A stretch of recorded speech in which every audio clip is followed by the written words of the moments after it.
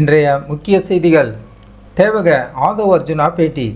தமிழக அரசியலில் அதிரடி மாற்றமா? தமிழக வெற்றி கழகத்தின் தேர்தல் வியூகம் குறித்து சிறப்பு தொகுப்பு. தமிழக அரசியலில் தற்போது தேர்தல் களம் சூடுபிடித்துள்ள நிலையில் தமிழக வெற்றி கழகத்தின் முக்கிய நிர்வாகி ஆதவ் அர்ஜுனா அவர்கள் முன்வைத்துள்ள அதிரடியான குற்றச்சாட்டுகள் மற்றும் கட்சியின் நிலைப்பாடு குறித்த கூடுதல் தகவல்களை இன்றைய செய்தி தொகுப்பில் காணலாம். அரசியல் விமர்சகர்களுக்கு பதிலடி.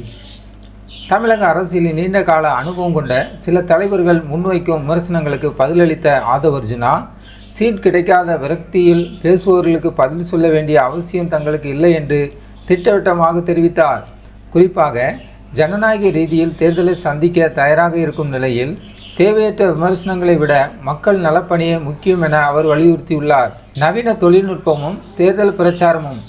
தேர்தல் பிரச்சாரத்தில் ஹலோகிராம் உள்ளிட்ட நவீன தொழில்நுட்பங்களை பயன்படுத்துவது குறித்த கேள்விக்கு காலத்திற்கு ஏற்ப தொழில்நுட்பத்தை பயன்படுத்துவதில் தவறில்லை என்று அவர் குறிப்பிட்டார். முன்னதாக தேசிய அளவில் பல தலைவர்கள் இதனை பயன்படுத்தியிருப்பதை சுட்டிக்காட்டிய அவர், மக்களிடம் தங்கள் கருத்துக்களை கொண்டு சேர்க்க அனைத்து வழிகளையும் கையாளுவோம் என்றார்.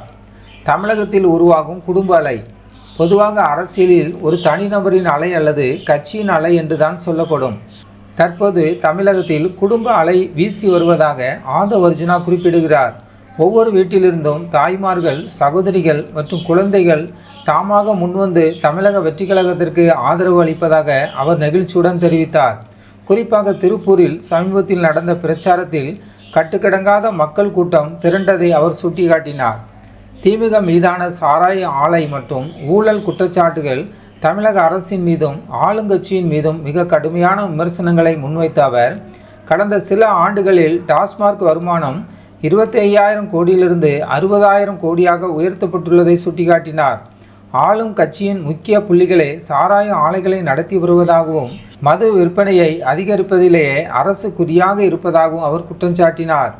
அதுபோல் சினிமா துறையிலும் குறிப்பிட்ட ஒரு நிறுவனத்தின் ஆதிக்கம் அதிகமாக இருப்பதாகவும் 50 வாரங்களில் அந்த நிறுவனமே பெரும்பாலான படங்களை வெளியிடுவதன் மூலம் பெரும் லாபம் ஈட்டுவதாகவும் இது மற்றவர்களை பாதிப்பதாகவும் அவர் தெரிவித்தார். 50 ஆண்டுகால அரசியல் மாற்றத்திற்கான தேடுதல். தமிழகத்தில் கடந்த 50 ஆண்டுகளாக நிலவி வரும் மக்கள் மாற்ற விரும்புவதாக அவர் தெரிவித்தார். பூத் கமிட்டி, எம்எல்ஏ, கவுன்சிலர் என்ற கட்டமைப்பை ஊழல் செய்வதற்காகவே பயன்படுத்தப்படுவதாகவும் இந்த நிலைமையை மாற்றி மக்களின் வளர்ச்சிக்கு அதிகாரம் பயன்பட வேண்டும் என்பதே தங்களின் கட்சியின் நோக்கம் என்றும் அவர் பேசினார். தேர்தலுக்கு இன்னும் சில நாட்களே உள்ள நிலையில் இளைஞர்கள் மற்றும் குறிப்பாக 52% பெண்கள் தங்கள் கட்சியின் பக்கம் இருப்பதாக கூறிய அவர், தமிழக வெற்றி கழகம் பெரும்பான்மையுடன் வெற்றி பெற்று ஒரு மிகப்பெரிய அரசியல் மாற்றத்தை உருவாக்கும் என்று நம்பிக்கை தெரிவித்தார். காசு கொடுத்து மக்களை கூட்டும் பழக்கம் தங்கள் கட்சியிடம் இல்லை என்றும் மக்கள் அன்பால் மட்டுமே திரண்டு வருவதாகவும் கூறி தனது உரையை நிறைவு செய்தார். ஜன்னன் டிவி சேனலுக்கு புதியவராக இருந்தால் ஜன்னன் டிவி சேனலை சப்ஸ்கிரைப் பண்ணுங்கள்.